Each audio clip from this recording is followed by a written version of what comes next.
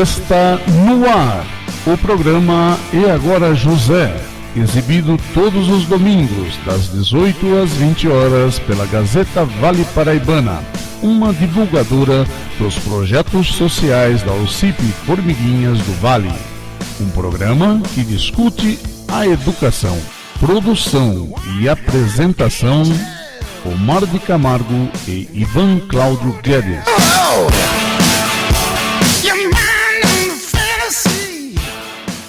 É isso aí, estamos de volta. O programa E Agora José, domingo, dia 23 de março de 2014. Boa noite, Ivan. Boa noite, Omar. Boa noite, ouvintes do Cultura Online Brasil e da Rádio Internacional Lusófona. Este é o programa E Agora José, um programa que discute a educação. Transmitido ao vivo todos os domingos pela Cultura Online Brasil, pela Rádio Internacional Lusófona. Certo, Omar? Certíssimo, meu caro colega. E agora, a partir de hoje, pelos próximos 8 programas, contando com esse 9, nós vamos fazer um especial discutindo a Carta da Unesco. A Carta da Unesco, que é conhecido como o relatório de Jacques Delors. Este relatório foi feito pela ONU em 1994, publicado em português no Brasil em 1996. E esse documento, a gente vai discutir cada capítulo um programa. Este documento, ele norteia principalmente as políticas públicas do mundo inteiro. Exato. Bom, o relatório de Jacques Delors, ele foi escrito por Jacques Delors, Aymin Al-Fout, Isao Amage, Roberto Carneiro, Fao Chung, Bronislau Jeremeke, William Gohan, Alexandra Kornhauser, isso, Michael Manley, Mirazela Madron Queiro, Marie-Angélique Savanet, Sarah Singh, Rodolfo Stanvenhagen, rapaz, parece nome de cerveja, e Myong Su, e por último Zhou Nazanhao. É isso aí, é um documento internacional, criado pela Unesco, dividido em 9 capítulos. Cada capítulo tem a construção de uma ideia e sempre no final desses capítulos vem as recomendações. Recomendações essas que são seguidas pelos países, sobretudo pelos países em desenvolvimento, como é o caso do Brasil. E vão ver quais são as orientações da ONU, quais são as orientações da Unesco, diante desse relatório, que vai construir então as políticas públicas na educação infantil, no ensino fundamental, no ensino médio e no ensino superior. Certo. Bom, a gente precisa lembrar que a Unesco é um departamento da ONU, é um órgão da ONU. A ONU, fundada em 1945, a princípio ela foi criada com o objetivo de manter a paz mundial e promover o desenvolvimento econômico.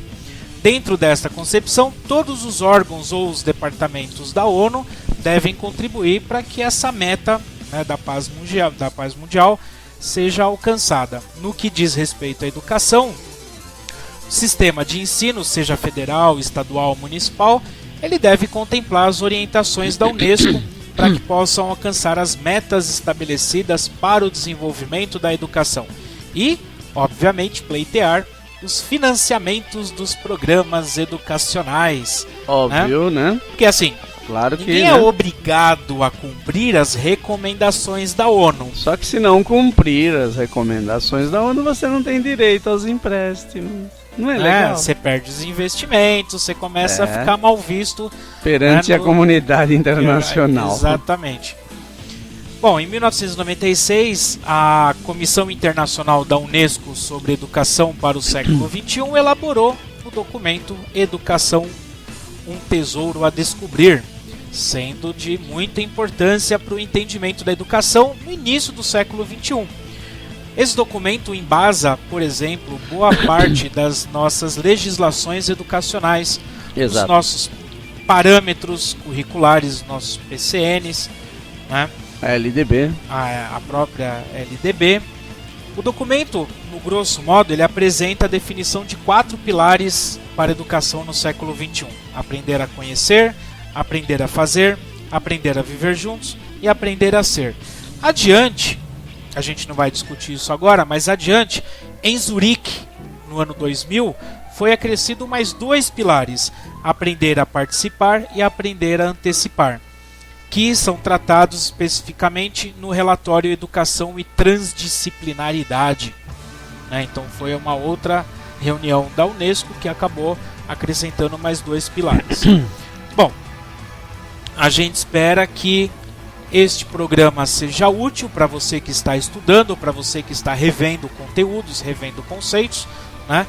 E para você que pretende prestar concurso, porque, como eu falei, a nossa legislação, né, o povo não gosta de estudar legislação. Exatamente. Falou em legislação, o pessoal sai correndo, né? A nossa legislação, ela basicamente, as nossas políticas públicas basicamente está calcada inserida, né? Neste documento. Então não é de se estranhar quando a gente vê política de bônus, escola de tempo integral, né? Porque isso está previsto. É só procurar, né? Neste documento. Da onde saiu essa ideia, né? Essas ideias que nossos governantes têm sobre educação saem de algum lugar. Veja bem, não é que o cara às vezes fica lá dormindo, né, na cadeira, sentado, hoje eu vou mexer na educação, né, e faz alguma coisa. Não, tem sempre um fundo, né, um fundo musical da coisa, né?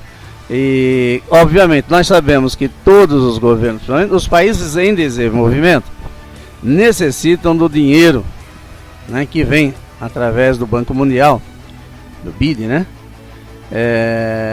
Para a educação, né? Então, para que o governo, para que um determinado governo receba esse dinheiro, é necessário que ela esteja trabalhando dentro da política estabelecida pela ONU, no caso aí Unesco, né? Que é o braço da ONU para a educação, né? Esse primeiro capítulo, Guedes, vai falar sobre o quê?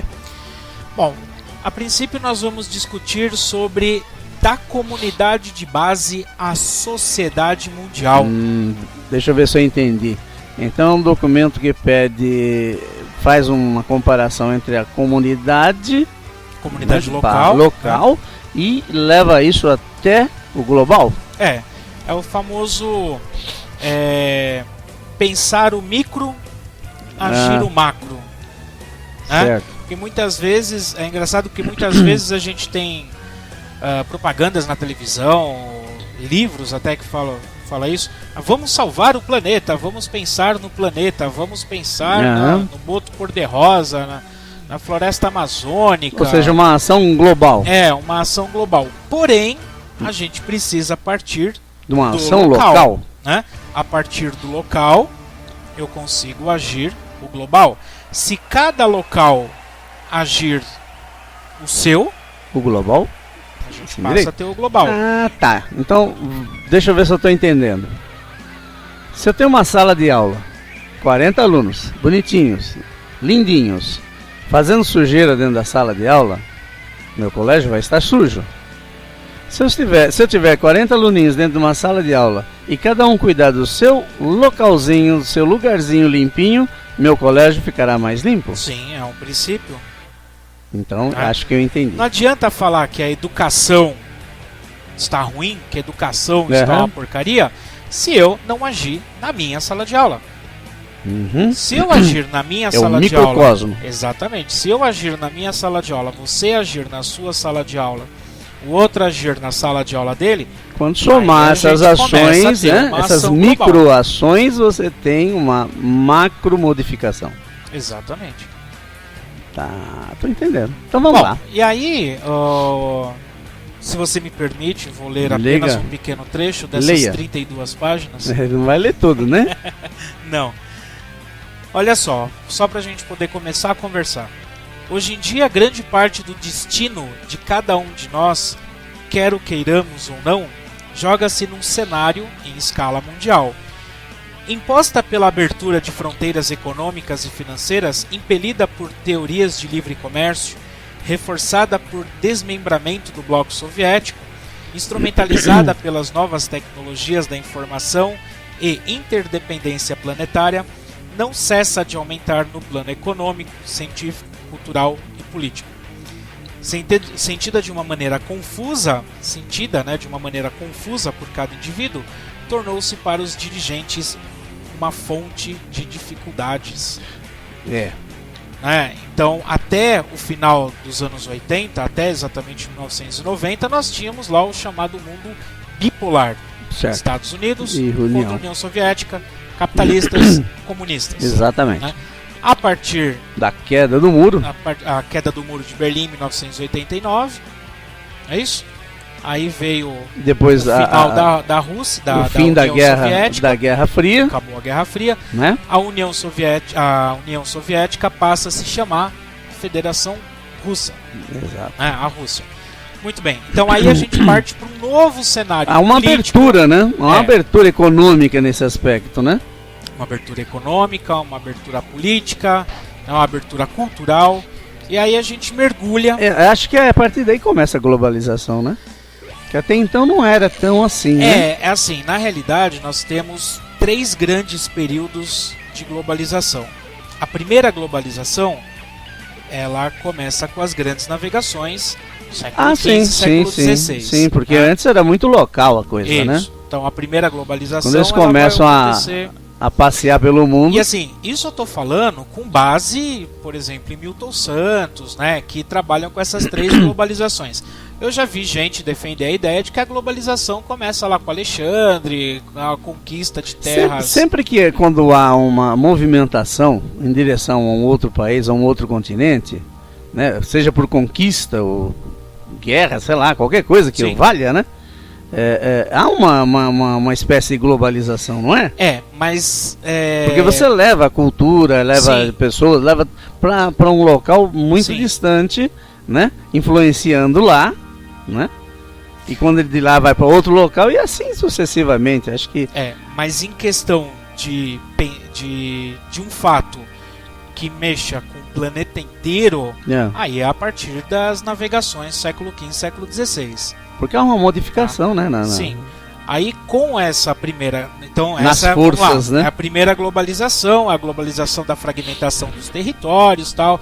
Depois vem a partilha da África, né? A partilha aqui do continente americano.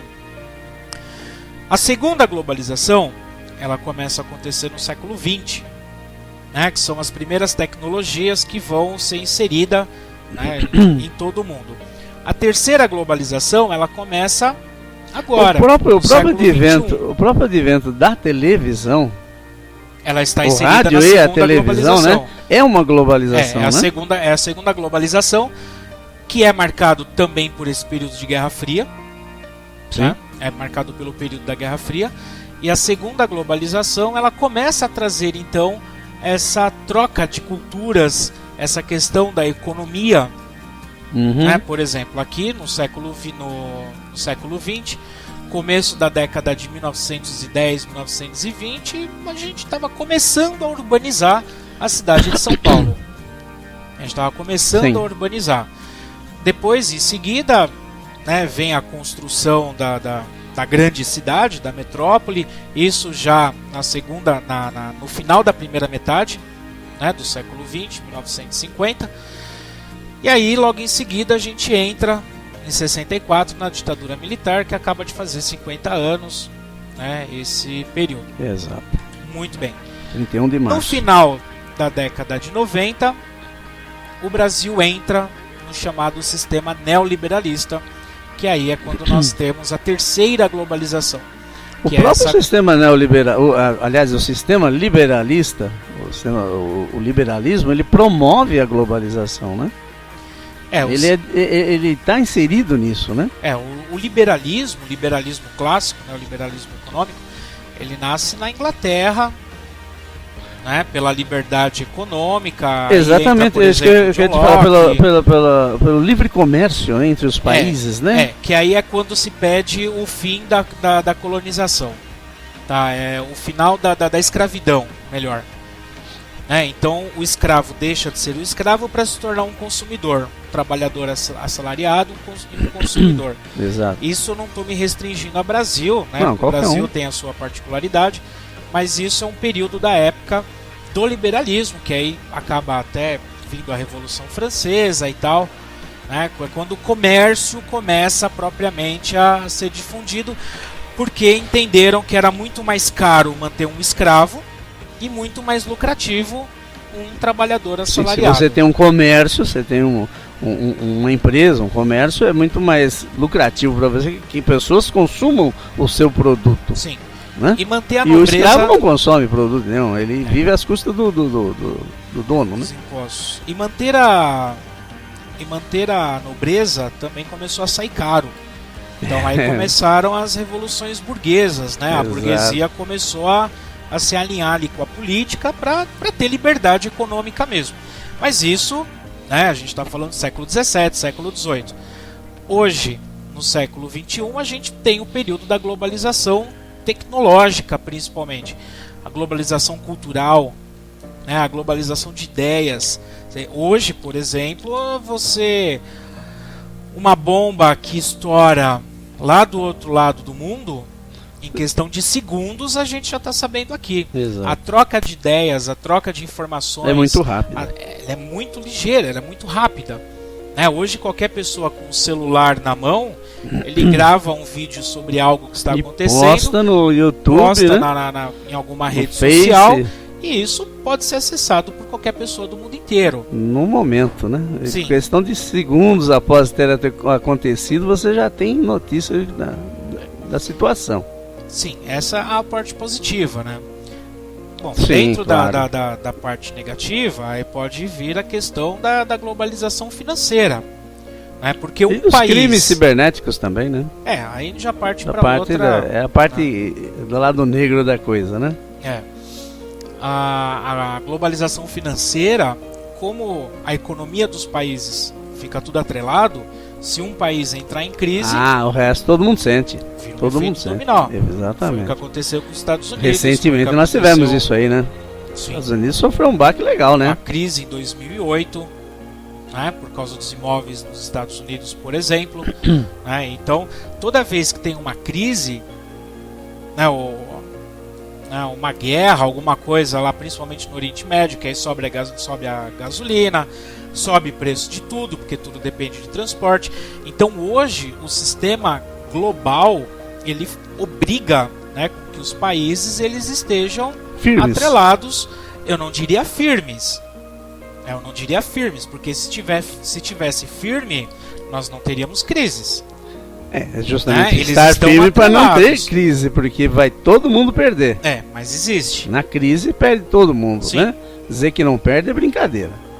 Agora, você vê que é interessante, né? Que a globalização ela promove essa interação entre os povos, entre os países, entre os governos em geral, de maneira que um fica dependente do outro. Exatamente, é a relação de dependência de um do outro. Né? Um é dependente do outro. E para a educação nesse aspecto é algo extremamente difícil de ser feito, porque cada país tem a sua cultura, a sua característica. Então, traçar linhas gerais, né? Fazer um trabalho que nem eles fizeram, de traçar uma diretiva, é extremamente difícil, se não impossível, né? De ser feita. O que eles fizeram foi traçar uma linha bem geral sobre o que a educação gostaria que fosse feita, em termos do século XXI até, né? Mas não é muito simples não fazer isso.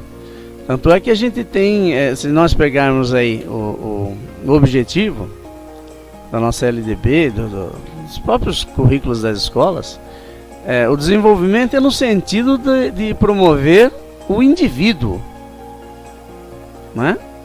Por quê? Porque é o que nós falamos, é a micromodificação. Se você tem várias modificações no microcosmo, né, nosso aqui, na base, com o tempo isso se espalha pro todo, né?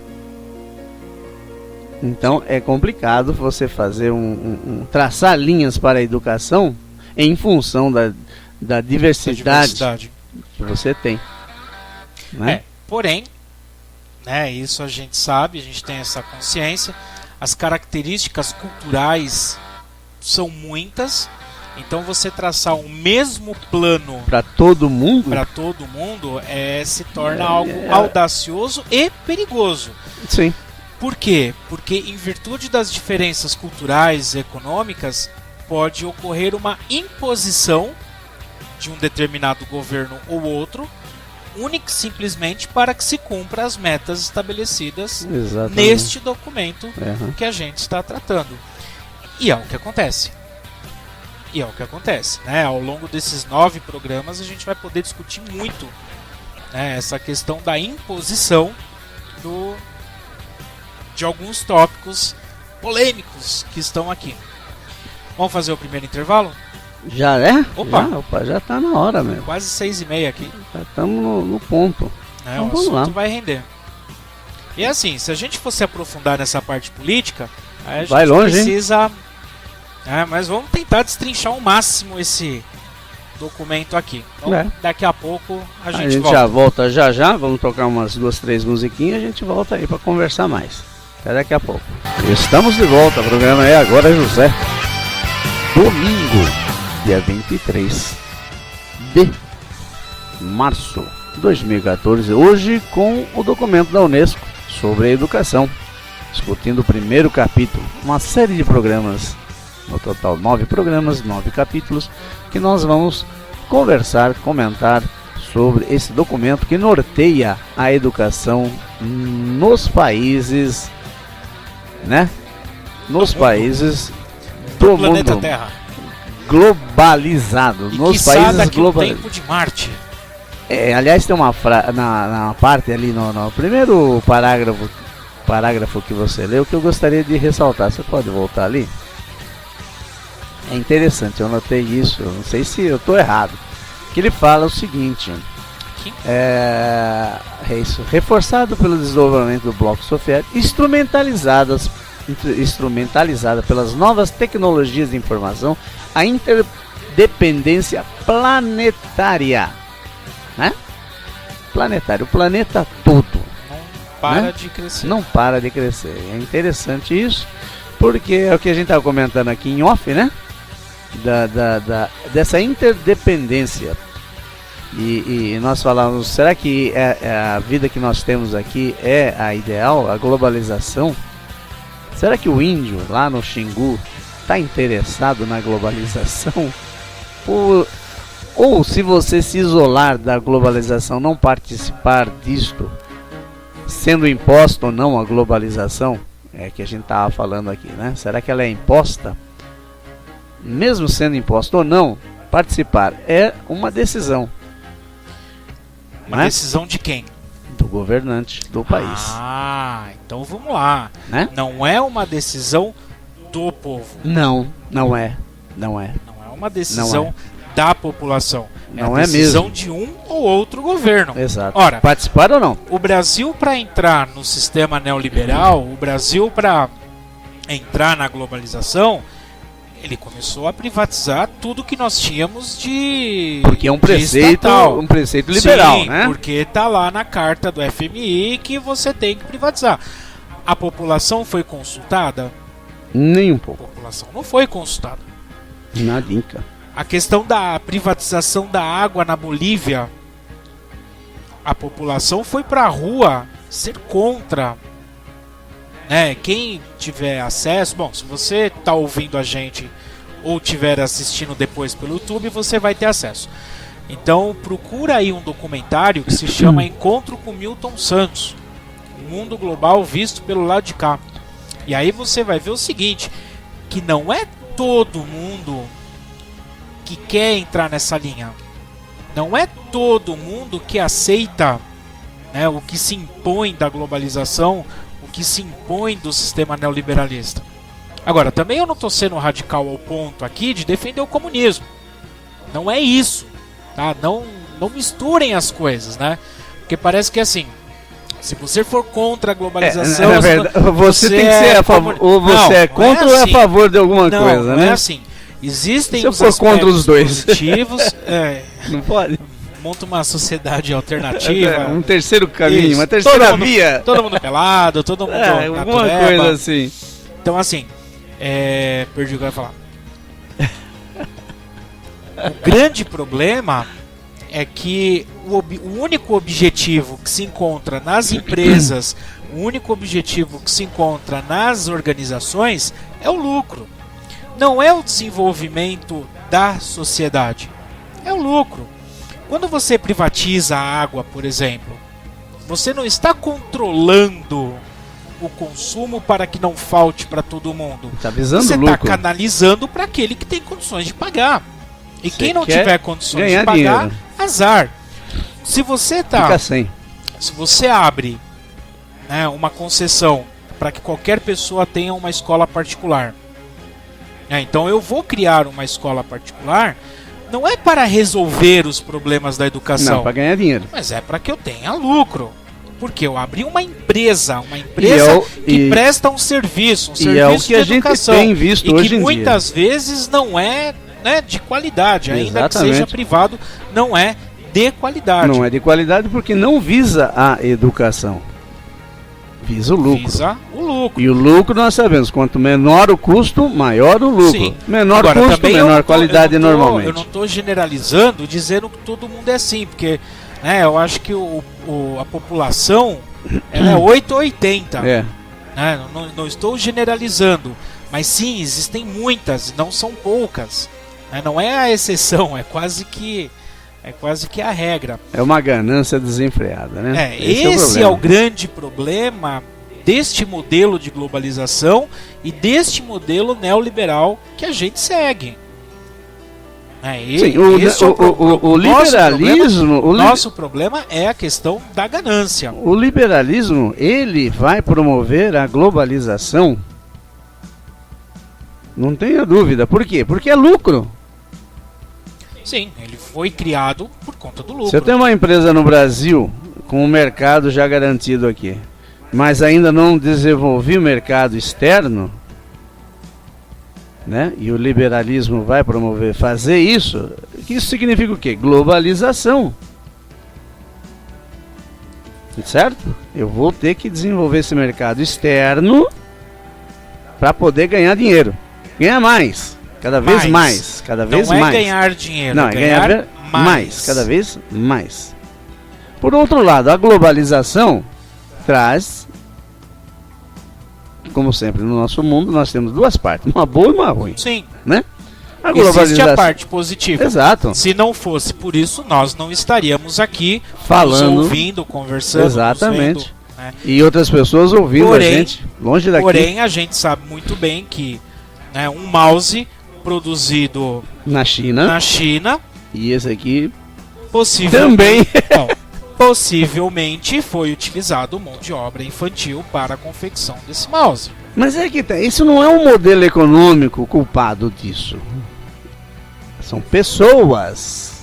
Sim, esse é o problema. Mas quem dita as normas do modelo econômico são as pessoas. Novamente, pessoas. Sim, o problema está nas pessoas.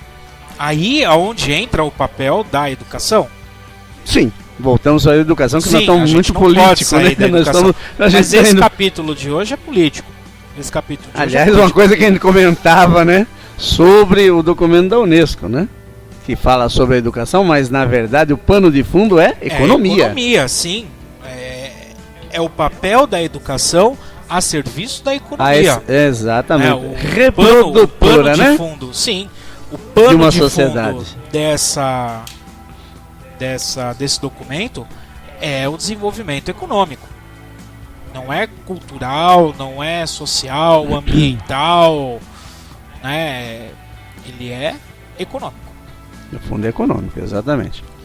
Agora, né, outro ponto que chama a atenção neste capítulo que a gente está tratando é sobre a questão do crescimento demográfico.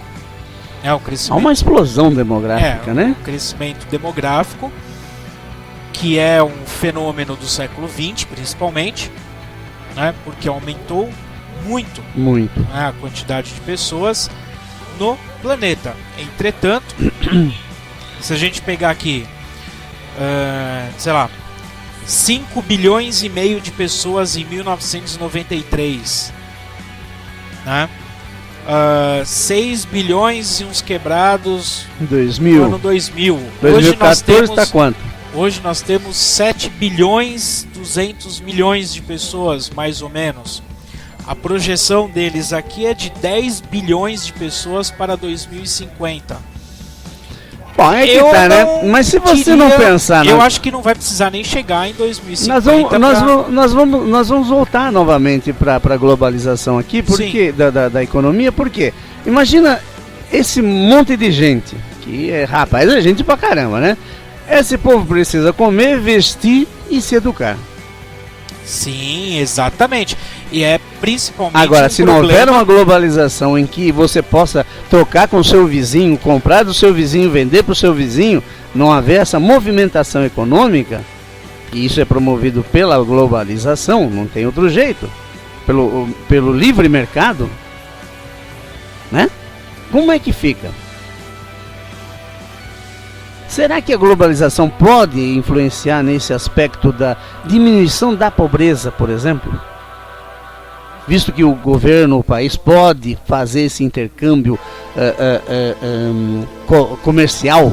Então, aí que está o problema, né? Porque aí vai depender muito qual é o modelo de governo que nós estamos falando. Tá? Combater a pobreza. Como que se combate a pobreza? Para você, é uma pergunta que eu estou te fazendo. Como que se combate a pobreza? Eu sou da seguinte opinião. A pobreza se combate com, primeiro, educação, saúde, segurança e oportunidades. Igual para todo mundo. Que tipo de oportunidade? Todas. Você tem a oportunidade. Que tipo? Por exemplo, emprego. Tem que ter emprego para todo mundo. O cara tem que trabalhar, ele tem que produzir, ele tem que ganhar o sustento dele. Ele não pode ser sustentado pelo governo, como acontece hoje. E famílias inteiras são sustentadas pelo governo e não querem sair dessa posição. Correto? Agora, se você não promove isso, vai ser difícil, eu acho. A gente vai continuar com aquela parcela da população na pobreza. E não vai diminuir. Tá, então vamos lá. Então, é ilusório dizer que diminui. A gente tem duas visões diferentes aí. Primeiro você falou que é necessário educação, é necessário saúde, é necessário segurança e oportunidade. Oportunidade de emprego, oportunidade de desenvolvimento, oportunidade de moradia, biribaroró. Muito bem. Como que se chega nesse sistema? Como que o governo pode promover isso? Então vamos lá. A gente vai esbarrar numa coisa complicada. Você que puxou esse assunto. Eu ia para outro caminho. Eu ia para outro caminho aqui. A gente pode ter um estado de bem-estar social e um estado liberal ou neoliberal, como que quiser chamar. Dentro de um estado de bem-estar social, então a gente tem um governo que promove a educação, a saúde, a segurança, as oportunidades, patati patatá. Então esse governo ele precisa de uma alta arrecadação de impostos para isso tudo. Para isso tudo. Entende-se que não haja corrupção, né? Vamos partir do ideal, né? Sim, para que o governo de bem-estar social ele possa então gerir ali a sociedade. Um governo liberal ou neoliberal que seja, ele não vai promover toda essa assistência. O que ele faz? Ele libera, ele abre. Então, se a educação está com problema, então quem vai resolver o problema? A economia, a partir das pessoas. Então, a educação Esse pública. É o problema. A educação pública está com problema. Como eu, enquanto pessoa física, posso solucionar esse problema? Tendo uma escola particular. E todos têm acesso à minha escola particular. Todos desde que tenha dinheiro para pagar a mensalidade. Mas é que tá, se você... Mas aí, eu tenho uma parcela da população que é excluída. Eu tenho uma parcela da população que não tem esse acesso. Então, o que o governo faz para, teoricamente, dar esse acesso? Ele começa com cotas, bolsas, famílias, Ele dá etc, bolsa. etc, etc. Na tentativa de que essas pessoas consigam. Então, olha só, são duas visões de governos diferentes. Claro que o estado de bem-estar social, um governo, né, que trabalhe com essa linha de Bom. estado de bem-estar social, ele é caro e não é lucrativo para as grandes empresas. Ele não é lucrativo, por quê? As empresas são estatais, não todas, mas as empresas são estatais. Né? Qualquer empresa multinacional que venha para um país em que o governo seja em estado de bem-estar social, o Estado ele tem participação nessa empresa como acionista, nos lucros, patati patatá. Então, quando ele passa a ser obrigatoriamente um acionista, ele diminui o lucro daquela empresa. Então, dentro de uma orientação internacional, o estado de bem-estar social hoje ele não é bem visto. Um estado de bem-estar social é diferente de um estado assistencialista em que se dá bolsa, mas não se oferece emprego. É diferente de um estado que dá leite, que dá mochila, que dá material escolar, mas não oferece educação de qualidade. Isso Então não são resolve concepções diferentes. Bom, eu acho o seguinte também. Nós temos duas situações, como você disse, né? O bem-estar social e o outro, O liberal, e o liberal. o neoliberal que seja. Duas situações diferentes, praticamente opostas, Sim, sim. né? Praticamente opostas. Agora, Agora não me confunda estado de bem-estar social com comunismo, tá? Por não, favor. não tem nada a Antes ver. que alguém fale isso, dá uma pesquisada no Google, porque, né, daqui a pouco estão me chamando aqui de comunista, etc, né? Agora, veja bem, se nós partirmos para o documento da Unesco, o que ele pede? Logo nesse primeiro capítulo ele fala sobre isso também. Sobre o desenvolvimento do indivíduo para a paz mundial, né? Para o autoconhecimento. E vai por aí afora. Bom, isso significa o quê? Pessoas... Vamos imaginar que a gente conseguisse isso. Pessoas que tenham um autoconhecimento de si mesmo, né? O seu autoconhecimento, Autoconhecimento de si mesmo. Esse é bom, Ô, pleonasmo. né? Vamos subir pra cima, descer pra baixo. Professor pobre, tudo pleonasmo. Leonasmo, né? Professor pobre. É. Professor rico é o quê? Utopia. É antônimo. Aí, então o que a gente tem aí? Se a gente conseguir esse desenvolvimento, essa situação sob controle, segundo a Carta da Unesco, nós estaremos produzindo pessoas em condições de modificar essa situação que nós colocamos aqui agora. Ou seja, é um tiro no pé. É um tiro no pé, né? Será que isso vinga? Vamos continuar. Bom, continuando nessa questão da quantidade de pessoas aqui. Nos países em desenvolvimento, a população aumentou mais do que nos países desenvolvidos. Como sempre, né? Aumentou, mas não por causa da quantidade de geração de filhos. Isso é importante deixar claro, né? A quantidade de geração de filhos por família diminuiu. Nós tínhamos famílias com meus avós, né? Uma coisa que a gente sempre fala na sala de aula. Filhos, né? Os meus avós tiveram lá 12, 13 filhos. Beleza, uma coelhada tremenda. Precisava, né? Meu pai e minha mãe, nós éramos 6. Isso é uma novela, hein? Éramos eu sei. 6. Não é uma novela, é um livro. Um livro, Depois fizeram virou novela. novela. Nós éramos em 6, hoje nós somos em 4. As famílias de hoje, elas têm 2, 3 filhos. No máximo. 1. Isso falando famílias de classe média.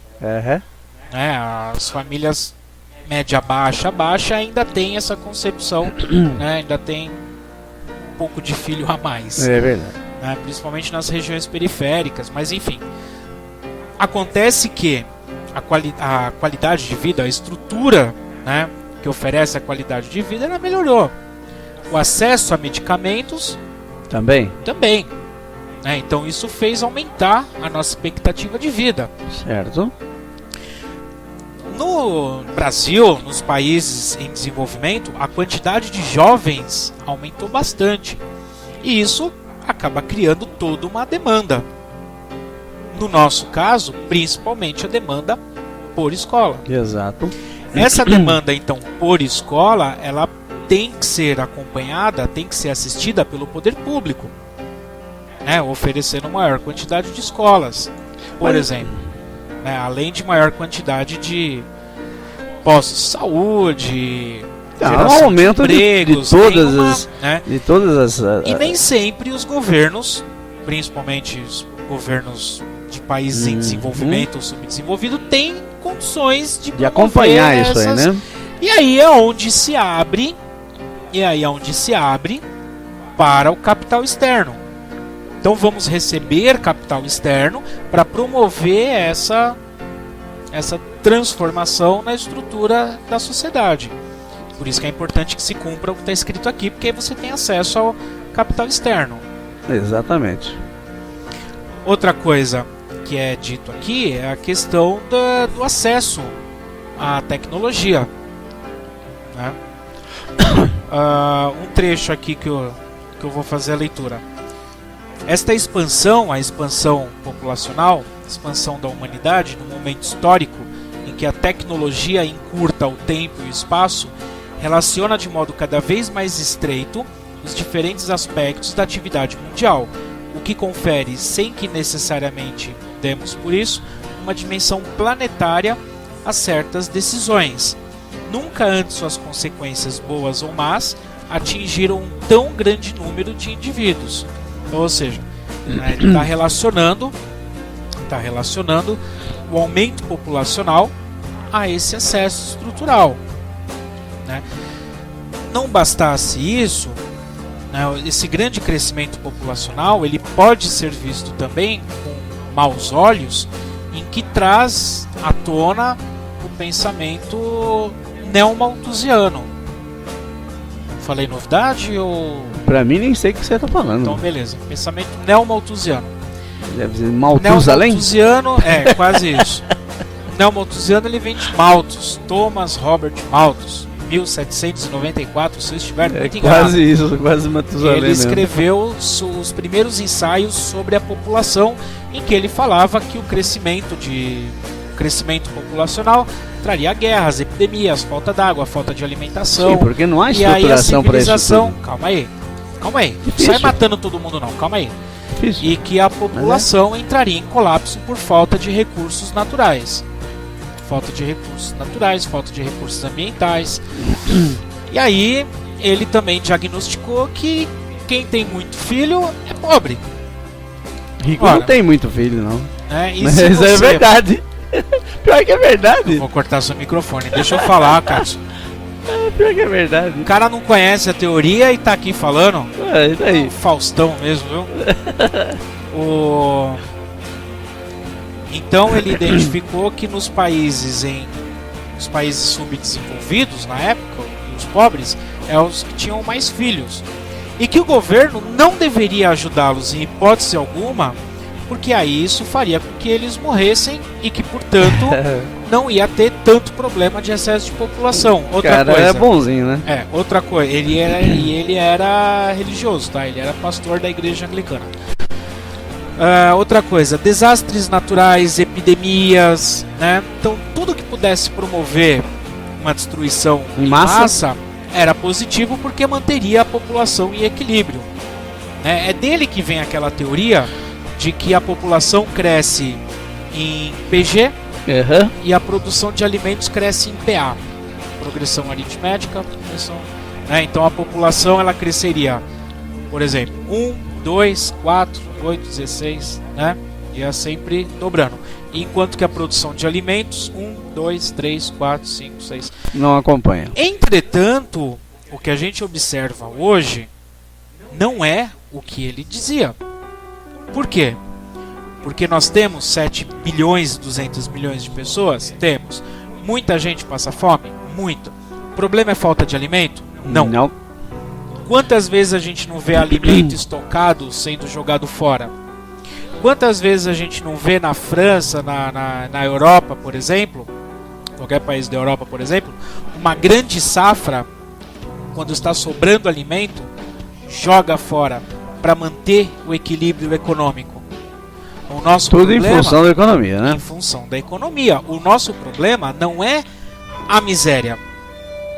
Não tem problema Não, com a miséria. se o mundo quisesse acabar com a fome, com a miséria, Acabaria. Sem problema. Mas aí entra o poder econômico na jogada. E pra eles, não é, quem detém a grana toda não quer saber se você tá com fome ou não. Ele quer o seu dinheiro. Não tem jeito. Por quê? Porque esse é um dos preceitos dessa tal de globalização neoliberal que a gente tem. A questão é o lucro, não é o indivíduo. Exato. Todo não mundo, é a pessoa, né? Sim. Não há o desenvolvimento da todo pessoa, mundo do tem indivíduo. acesso à alimentação? Sim. Desde que Pague por ela, pague por ela. não é? Mesma coisa a educação. Todo mundo tem acesso à educação? Tem. Desde que pague por ela. Ah, mas tem a escola pública que não paga nada. Como não paga? Paga sim. Você paga imposto pra caramba. Quem disse que você não paga a escola pública? Paga sim. E que não paga baratinho não, paga caro, né? E a turma acha que é de graça, não é não. E aí, voltando, quando a gente tem um governo assistencialista em que o único objetivo é se perpetuar no poder, você tem essa distribuição de bolsas. É. Né? Não sou contra a bolsa, igual o próprio Cristóvão Buarque, eu li uma entrevista dele, ele dizendo assim, olha, eu não sou contra a bolsa, o problema é a bolsa eterna. É que Uma coisa não visa o desenvolvimento do indivíduo, né? Uma Visa coisa é você ter uma bolsa, um plano político, né, uma política pública, em que você vai oferecer aquela bolsa emergencial durante 5, 10 anos. Só. Uma coisa é você já está há 20 Eterna. anos oferecendo bolsa eterna. e não oferecer a famosa contrapartida. Mas é que tá, é Aí o que eu você tô te falando. perpetua o cara no poder. E eu vou além. O que ele cria? Ele cria na consciência popular de que é vantajoso eu ter muitos filhos, porque quanto cada mais um filhos dá eu 50 tiver, reais. mas não é só os 50 reais, mas né, vai juntando o excesso de bolsas assistencialistas. Sim, exatamente. Né, o problema não é a bolsa, o problema é a bolsa eterna. Que ajuda os camaradas a se manterem no poder, né? Não tira a pessoa. Compra de voto legal. Exatamente, ninguém pode falar nada. E não tira aquela família, aquela pessoa da pobreza. Mantém na pobreza. Na verdade, mantém. Porque se você retirar, ela não progrediu nada. Não progrediu porque não houve oferta de oportunidade, de emprego para aquela pessoa. Quer dizer, o buraco é bem grande, né? Mas vamos lá, vamos voltar para a educação. A gente escorrega toda hora. Olha só, um trecho interessante. A gente vai pegando aqui, lendo nas entrelinhas, olha como a coisa ela é imposta. Uhum. No fim das contas, a globalização que obriga todos os países... Ele é explícito aí, né? A globalização obriga. Está escrito assim, a globalização que obriga todos os países a arranjar trunfos específicos para participarem no desenvolvimento das relações econômicas mundiais, torna mais escandalosa ainda a separação entre os que ganham e os que perdem. Sim. Outra característica da globalização, a constituição de redes científicas e tecnológicas que liguem entre si os centros de pesquisa das grandes empresas do mundo inteiro, tende a agravar essas disparidades. Sim, porque um país em desenvolvimento que não tem a sua área de pesquisa desenvolvida, nada tem a oferecer. Certo? Portanto, não participa da rede. E aí ele continua submisso ele fica ao à país. Parte, né? Ele continua submisso ao país. Literalmente deixado de lado. Ele não tem nada a oferecer para aquele pessoal da rede científica, da globalização, que leva ao quê? Ao lucro. Portanto, o interesse é lucro. As grandes empresas estão interligadas entre si, né? E não estranhe não. No mundo você tem meia dúzia de mega empresas que estão interligadas e que comandam o mundo. Sim. E nós não estamos falando dos Illuminates. Não. Estamos falando de empresas. De dinheiro, grana, money. Aliás, a gente poderia ter colocado aqui, né? Money, né? Do Pink Floyd. É Pink Floyd, né? Tem o nosso brasileiro aí, quem quer dinheiro? Quem quer dinheiro? O Silvio Santos? Não. Titãs? É do Traje a Rigor? Ah, Traje a Rigor, acho que não lembro agora. É. Mas enfim. Quem gosta de ganhar dinheiro. Tem aí, coloca aí enquanto eu vou falando aqui. Então vai falando, né?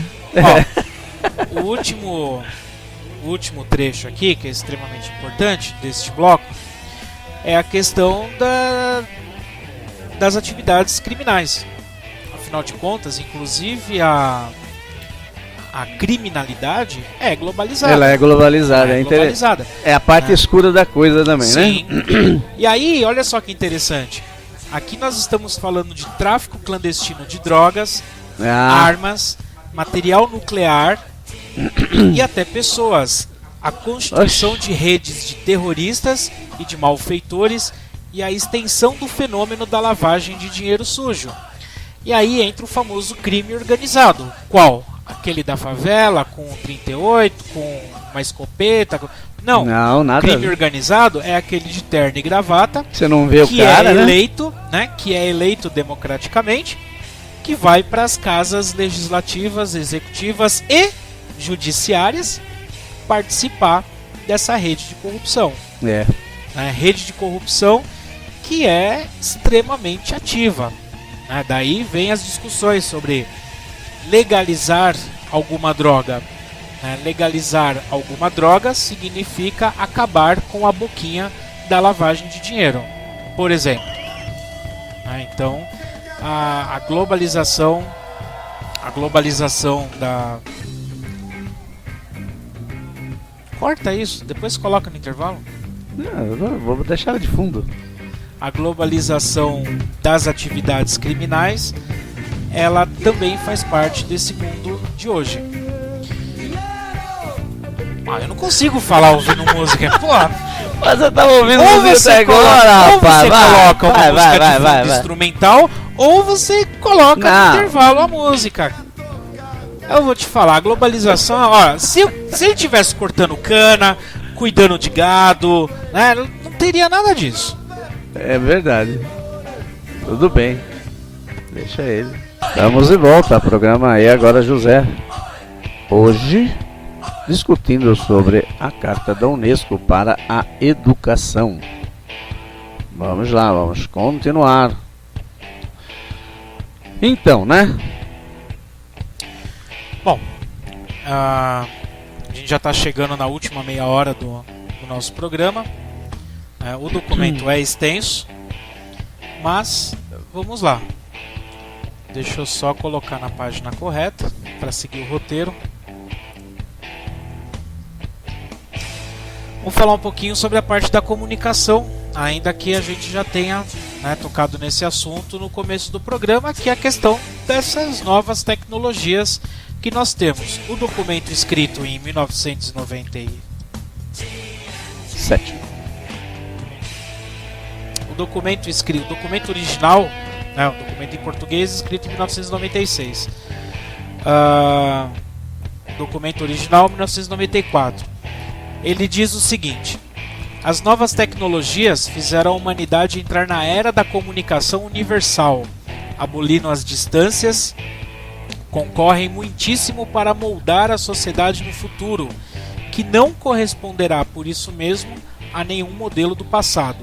Em breve, a interatividade permitirá não só emitir e receber informações, mas também dialogar, discutir e transmitir informações e conhecimentos sem limite de distância ou de tempo.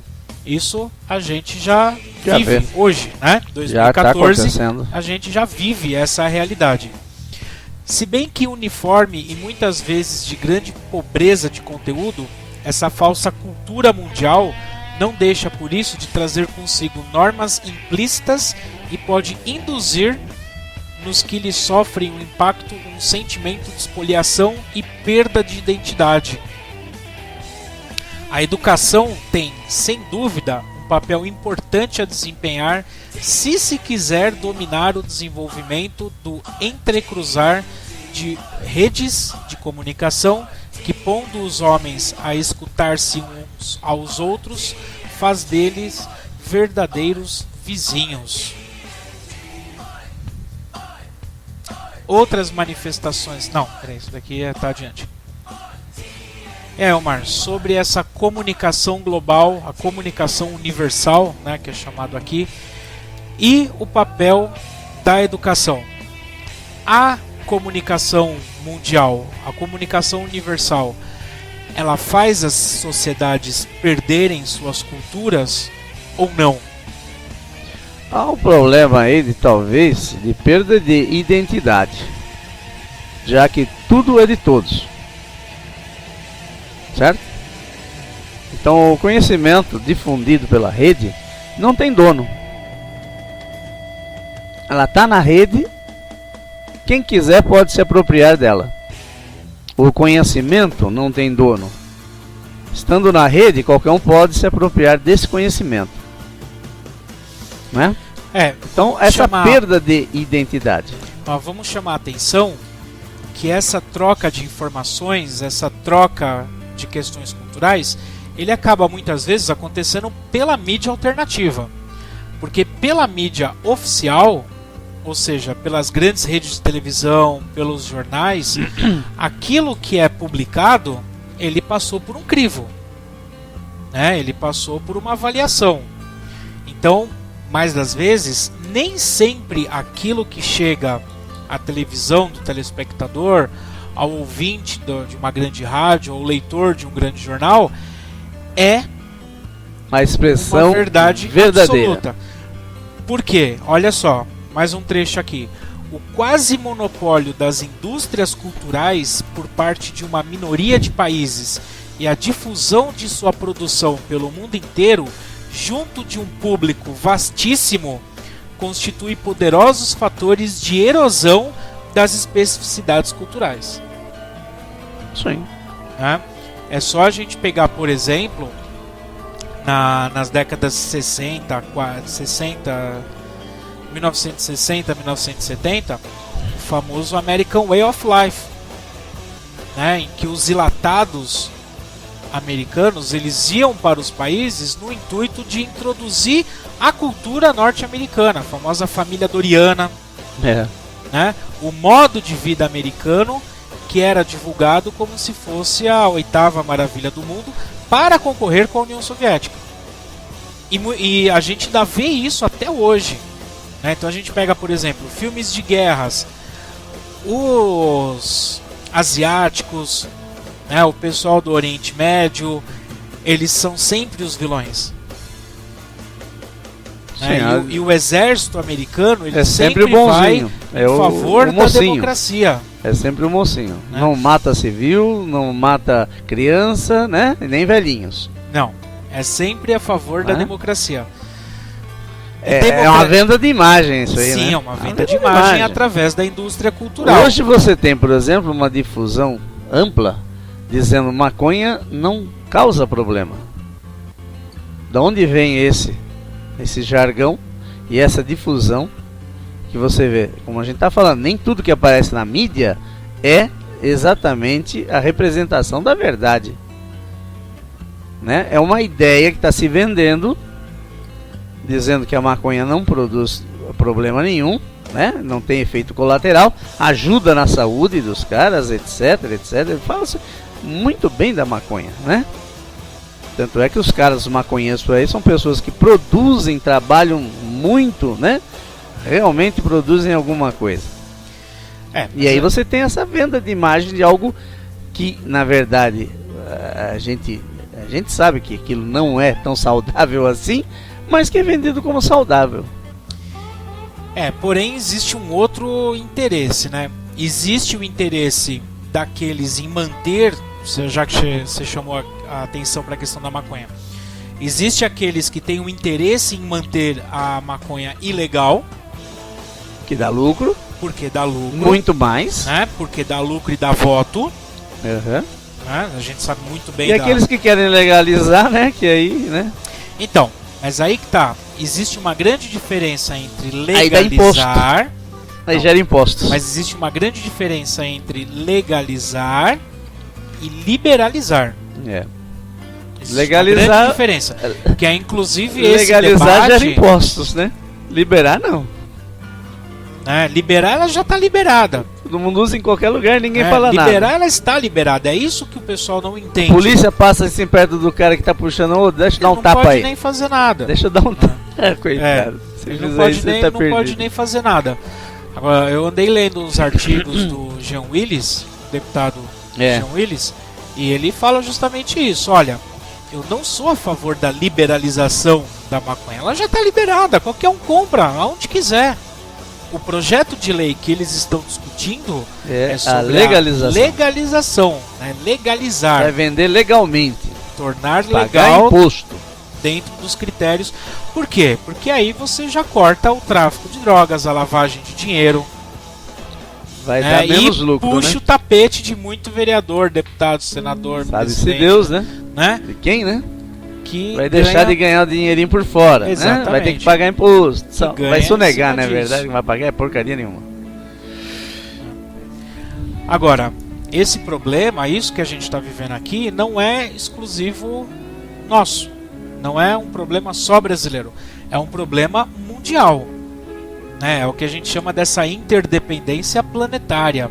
Um Né? depende do outro. Os não tem jeito. problemas que nós temos aqui também são problemas globais. Não A é glo- local. A globalização, ela não trouxe só a globalização da Exatamente. economia. Que a Ela gente também- tinha acabado de falar sobre É. o tráfico de drogas, né? Sim. Que vem junto com a globalização, Sim, né? ela também traz essa globalização dos problemas. É problema de todo mundo, né?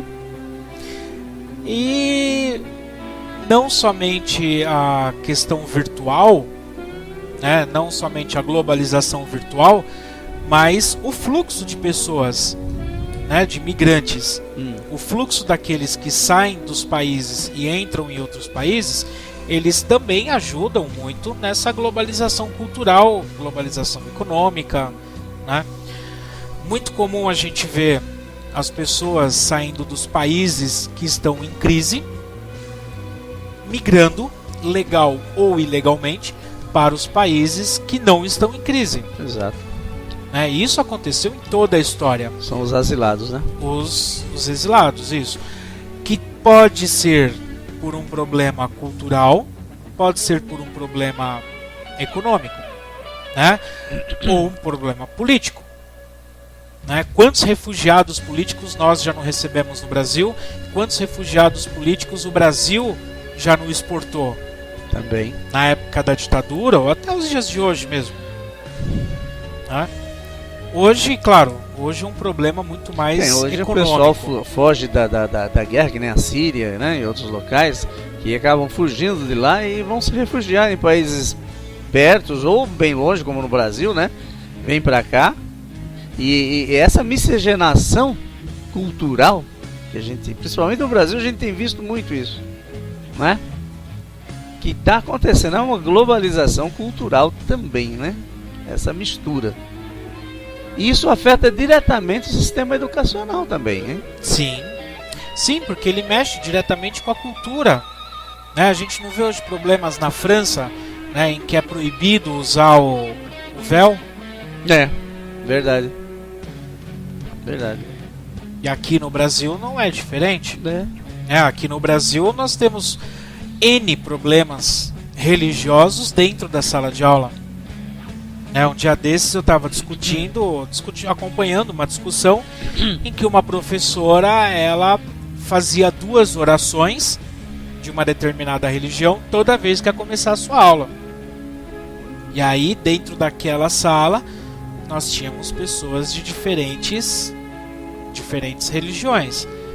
O que gerou um conflito, né? Sim, que também é fruto, né? Isso já se arrasta desde a primeira globalização, aquela das navegações.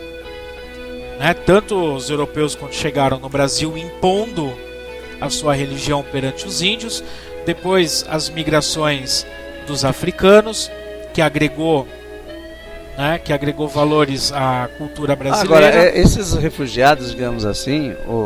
Daí aquela música de propósito que você colocou no intervalo, né?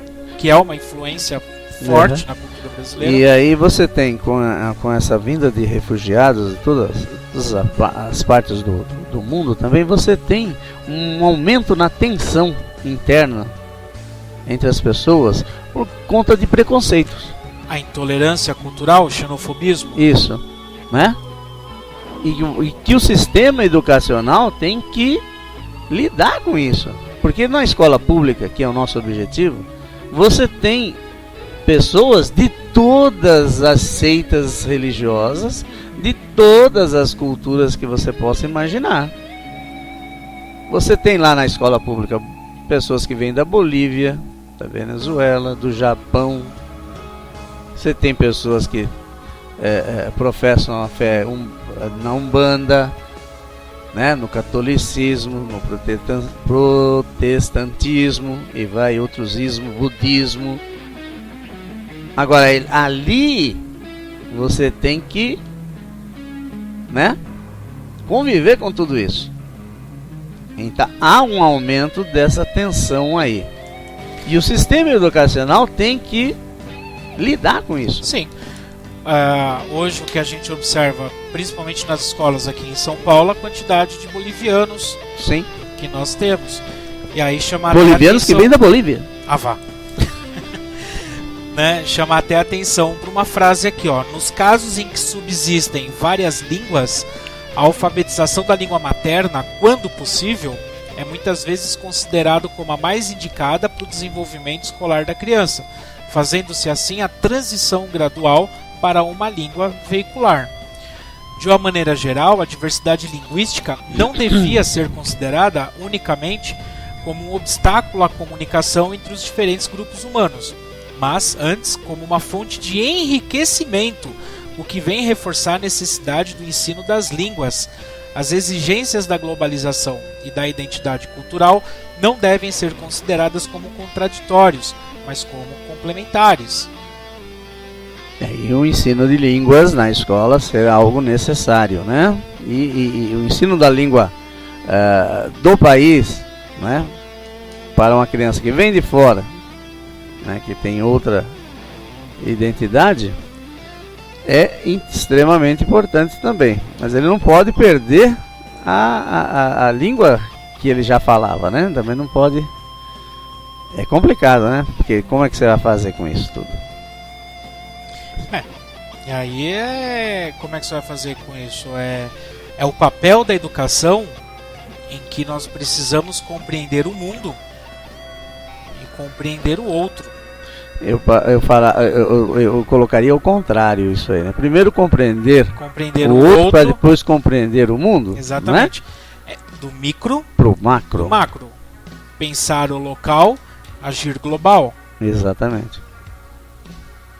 Agora essa interdependência que a gente já vê, né, na solidariedade, né, que ela é desejada isso, né, faz com que as pessoas consigam se entender e a partir daí você tem aí um outro nível de consciência, né?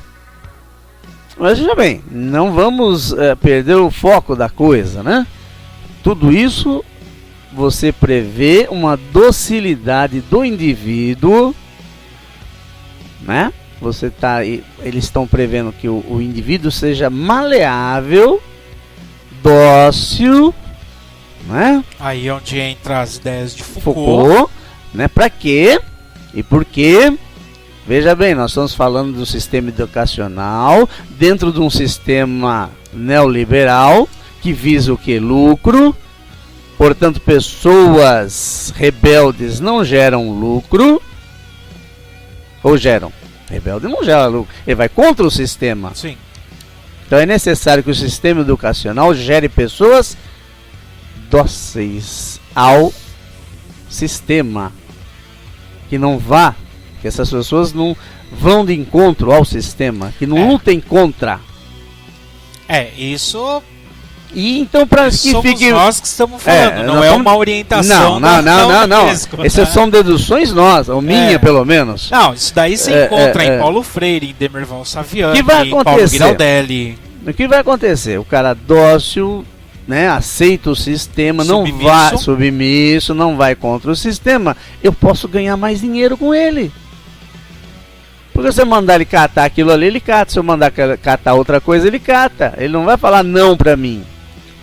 Veja, o não pra mim, eu sou o empregador, o dono do dinheiro, o dono do poder. Enquanto governante, eu vou me manter aonde? No poder. Porque eu transformo aquele camarada, né? Dócil camarada, né? Num servo. Ele é um servo, na verdade. Ele é feito para trabalhar.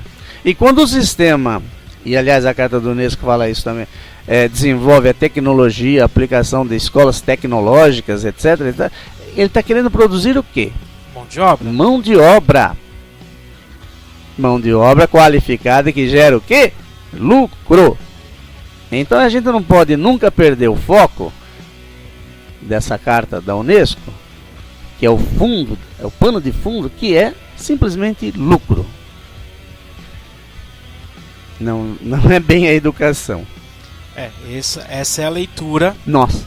Né, essa é a leitura nossa e que provavelmente o ouvinte vai chegar a essa conclusão. Ou não. Quando nós vai chegar a essa conclusão quando nós encerrarmos esse conjunto aí de 9 programas falando sobre o relatório de Delors, né? Sobre a educação.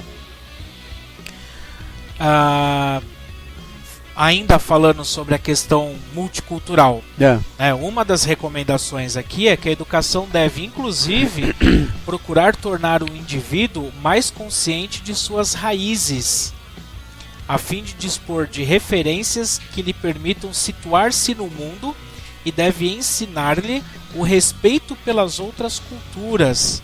Sim, mesmo porque você não pode divergir da outra cultura porque você não a conhece. O que eles colocam e em conhecendo, aqui, deve respeitar. Sim, o que eles colocam aqui é a questão da tolerância. Tolerância, sem dúvida. Né? Aprender a ser quem sou eu. Primeiro conhecer a si mesmo. Aprender a conhecer quem é o outro. E a partir daí respeitar a individualidade do outro. Individualidade sobre todos os aspectos. Sim. Cultural, individualidade etc. cultural, religiosa, geográfica, né, de onde eu venho.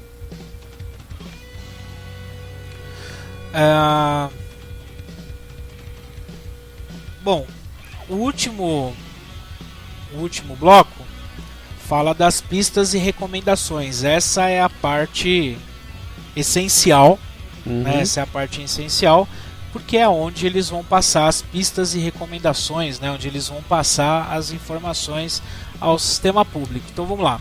Esse capítulo ele traz somente 3 pistas e recomendações. Primeiro, a interdependência planetária e a globalização são os fenômenos mais importantes do nosso tempo. Já estão em marcha a caracterização fortemente do século XXI. Exigem desde já uma reflexão conjunta que ultrapasse em muito os campos da educação e da cultura sobre o papel e as estruturas das organizações internacionais. Aí você tem que a coisa extrapola, né? Ela sai fora da educação. Sim, ela está muito além, porque ela está enraizada na sociedade. Exatamente. Então, a estrutura da organização e as organizações internacionais, você vai mexer com quem? Vai mexer com a sociedade, com o povo. E, consequentemente, com a economia mundial, com a política. Globalização. Né? E o maior risco é provocar, então, uma ruptura entre a minoria apta, né, a movimentar-se nesse mundo globalizado, e uma outra, que é a maioria, né, começa a sentir-se então um joguete dos acontecimentos, impotente, e uma maioria impotente, né, para se desviar disso aí e influenciar no destino coletivo, e corre o risco então de um recuo democrático e múltiplas revoltas. O que a gente falou aqui agora há pouco, que foi?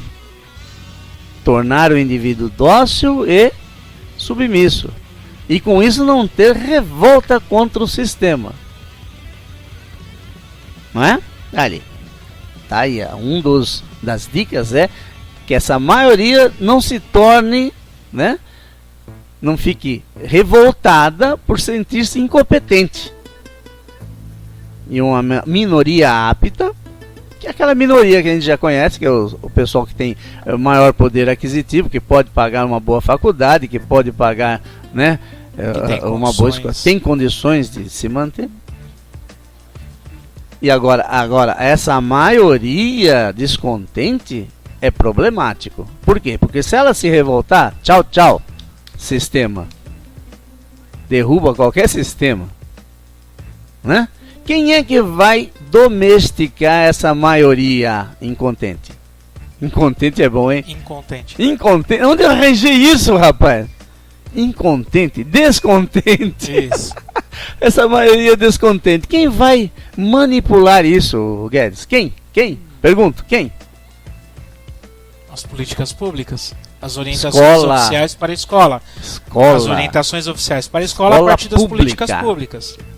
As políticas, política educacional, política pública educacional, é quem vai domesticar esse cidadão para que ele não se revolte contra o sistema. Olha, devemos cultivar como utopia orientadora o propósito de encaminhar o mundo para uma maior compreensão mútua, mais sentido de responsabilidade e mais solidariedade na aceitação das nossas diferenças espirituais e culturais. A educação, permitindo o acesso de todos ao conhecimento, tem um papel bem concreto a desempenhar no cumprimento dessa tarefa universal, ajudar a compreender o mundo e o outro, a fim de que cada um se compreenda melhor a si mesmo.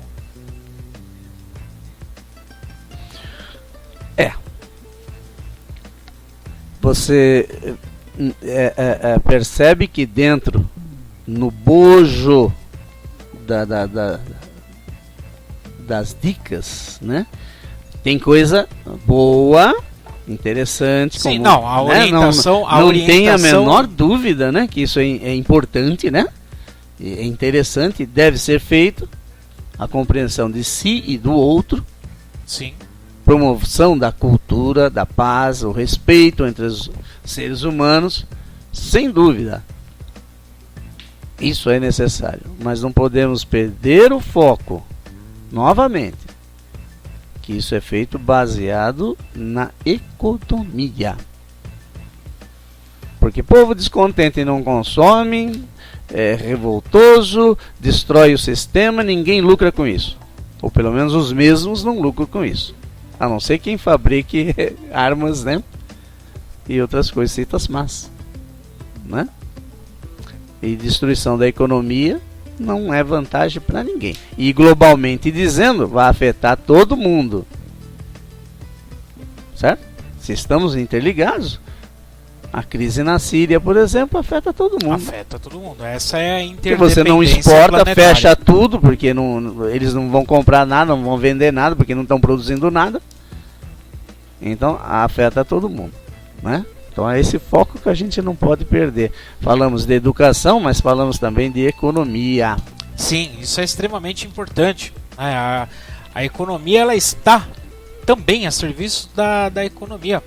A educação está difícil, a serviço do sistema. Sim. Né, do próprio sistema. A educação, ela tem que ter a sua função social. A sua função social, dependendo da época em que a gente esteja falando, ela vai ter uma função econômica. Assim como dentro da história da educação, ela já teve a sua função religiosa. Filosófica. Né? É interessante. A gente está aprendendo bastante. Sim. Com essa discussão, né? E aí, foi bom para você? Foi bom para você, foi bom para mim. Foi rápido, né? Sendo bom para ambas as partes. Foi rápido, né? Passou rapidamente o tempo, né? O que a gente vai estudar semana que vem? Semana que vem, capítulo 2, nós vamos falar da coesão social após participação democrática. Da coesão social. Aí vai dar A pau, participação porque a gente vai democrática. precisar discutir o que é democracia e o que é participação democrática. Se é que a gente sabe o que é democracia, né? Né? Se é que nós temos democracia. Ó, semana que vem a gente continua essa Teoricamente, discussão. né? Teoricamente. Semana que vem, então, dentro de toda essa problemática do desenvolvimento tecnológico, da mudança dos sistemas, né, do mundo bipolar para um mundo multipolar, né, dentro da globalização da cultura, da economia, dentro das migrações, do aumento populacional que nós E essa discorremos aqui, interdependência, né, entre os povos. essa interdependência planetária, dentro de todo esse contexto, agora vem a questão da democracia. E aí? Na coesão social, a participação democrática, né? Então, semana que vem, Vai o programa E Agora José vai discutir a coesão social e a participação democrática. E Vamos ver. agora, para quem fica aí acompanhando a Cultura Online Brasil e a Rádio Internacional Lusófona, vem Felipe de Souza com Noites de Domingo. Exatamente. Certo? Lembrando que o nosso e-mail, programa agora josé@hotmail.com. Pelo Facebook você também nos encontra. Programa É Agora José. E semana que vem estaremos de volta, se Deus quiser. Exatamente. Um abraço a Obrigado todos. pela companhia. Boa semana. E estaremos aqui de volta. Semana que vem. Semana que vem estamos aí. Vamos lá. Até mais.